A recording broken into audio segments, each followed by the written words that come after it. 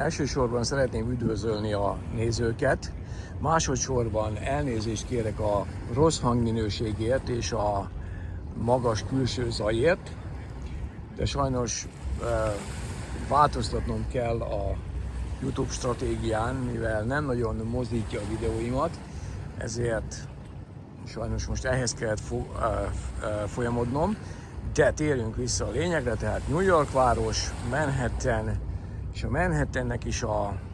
legdélnyugati pontja, és itt velünk szemben, majdnem középen a One World Trade Center látható, előttünk a Hudson folyó, és röviden ennyi, mert ezt csak próbálnak teszem föl, hogy a YouTube próbál segíteni azon, hogy bizonyos dolgok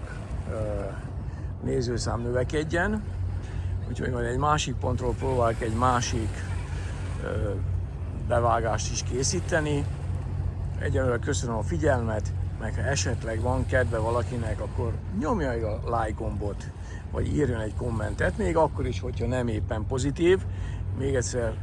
elnézést, főleg a hangminőségért, úgyhogy találkozunk a következő videóban.